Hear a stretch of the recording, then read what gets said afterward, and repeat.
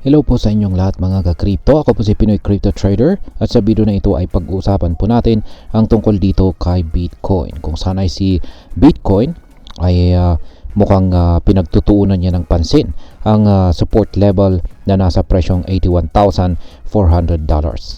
At kung pag masusustain daw po ito, ay ito raw ang magdudulot sa kanyang uptrend or pagtaas na presyo. Kaya ano nga bang ibig sabihin nito at bakit napaka-importante ng presyong ito? Ano kaya ang pwedeng mangyari sa market kung mabasag or bumaba ang presyo ni Bitcoin sa price level na ito? Kaya yan po ang siyang ating pag-uusapan sa video na ito. Pero bago po tayo magpatuloy ay pakibasa na lamang po ang disclaimer dito sa ibaba ng ating screen. Ayan, bakit nga ba napaka-importante ng support level na $81,400 para kay Bitcoin? Ayan, sa crypto trading, ang support level ay ito po yung presyo kung saan inaasahan ng mga traders na hihinto ang pagbaba ng presyo ni Bitcoin at muli itong tataas. Para siya pong parang ito po ay floor o sahig na kapag hindi nabasag, possible na tumaas ulit ang presyo. Ngayon, bakit po mahalaga ang $81,400 na presyo? Ito po ay mahalaga dahil ito po ang kasalukuyang major support level na sinusubaybayan ng lahat. Kapag nanatili po ang presyo ni Bitcoin sa itaas ng $81,400,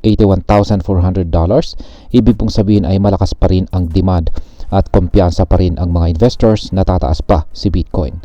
Pero kapag bumagsak po ito sa ibaba ng $81,400 na presyo, delikado dahil pwedeng mag-trigger ito ng takot para sa mga traders at magbenta sila ng sabay-sabay. Ngayon ay ano po ang mangyayari kapag bumaba si Bitcoin sa presyong $81,400? Ayan. Kapag nangyari yan, ay malaki po ang posibilidad na mag-panic selling ang ibang mga traders. Yung mga short-term investors o yung mga tinatawag na weak hands, baka sabay-sabay na magbenta at si Bitcoin ay pwede pong bumagsak palalo.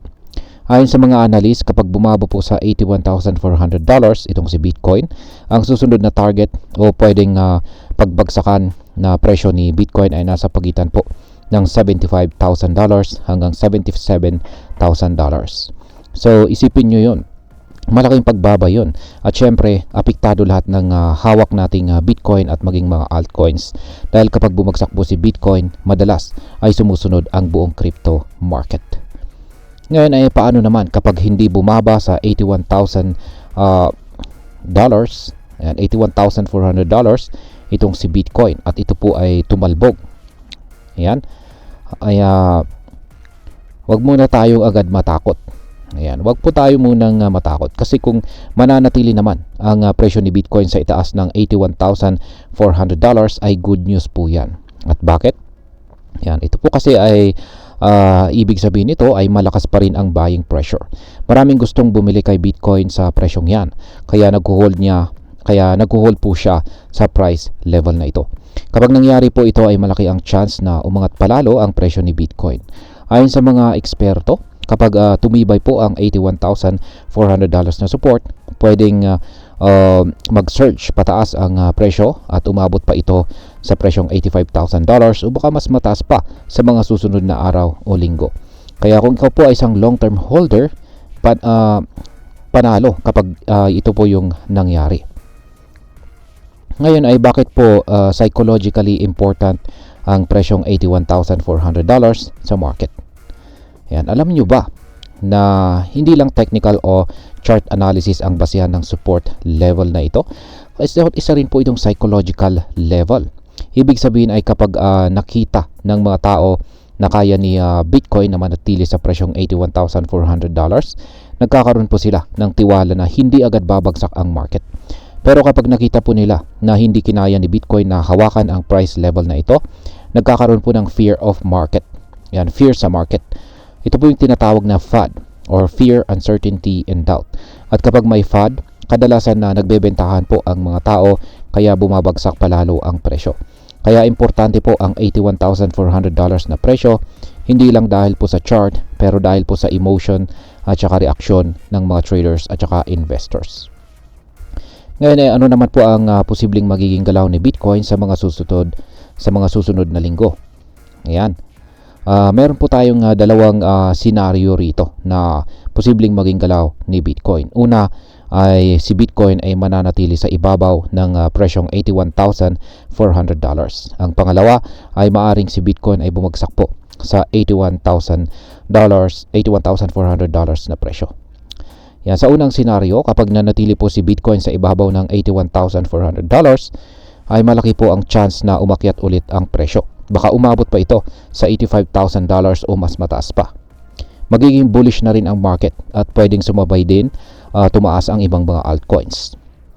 Sa ikalawang senaryo ay kung bumagsak naman si Bitcoin sa presyong $81,400 at yan, hindi po kinaya ng support level na ito, pwede siyang bumagsak sa $75,000 to $77,000 na price range. Possible na magkaroon po ng panic selling at damay ang buong crypto market. Kaya importante pong bantayan natin ang galaw ni Bitcoin sa price level na ito. At ayan, bilang panghuli ay ano naman ang aking masasabi tungkol dito. Kung ikaw po ay trader, lalo na kung short term at ang habol mo ay short term ang habol mo dito kay Bitcoin, kailangan mo na ready ka sa mga posibleng biglang galaw ng market. Kung may hawak ka pong BTC or Bitcoin at malapit na ito sa liquidation price mo, ay dapat maging alerto ka. Kung plano mo namang bumili, baka magandang bantayan mo muna kung saan papunta ang presyo bago ka po pumasok. Kung long-term investor ka naman, siguro ay mag-relax ka na lang muna kasi alam mo naman na normal sa market ang volatility. Pero magandang oportunidad ito para mag-buy the dip kung sakaling bumagsak ang presyo ni Bitcoin. At syempre, sa mga Pinoy ka-crypto natin dyan na nagsisimula pa lamang, lagi pong tandaan na huwag mag-all in. Laging may risk management at huwag pong mag-trade kapag emosyonal. At ayan, sa kabuuan ay exciting pero nakaka-nervous din ang sitwasyon ngayon. Ang $81,400 na price level ay parang crossroads para kay Bitcoin. Pwedeng ito ang tulay papunta sa bagong all-time high o pwedeng ito rin ang simula ng short-term correction. Pero personally, naniniwala ako na si Bitcoin ay still bullish in the long run. Normal lang ang mga ganitong pag-test ng support kasi ganyan talaga ang market. Hindi laging paakyat. Minsan ay bababa para kumuha ng lakas. Ang mahalaga ay handa po tayo sa kahit anong senaryo, whether umakyat man o bumaba. At ayan, hanggang dito na lamang po tayo sa video na ito mga ka-crypto. Marami pong salamat sa panonood. Ingat po tayo lagi at God bless po sa ating lahat.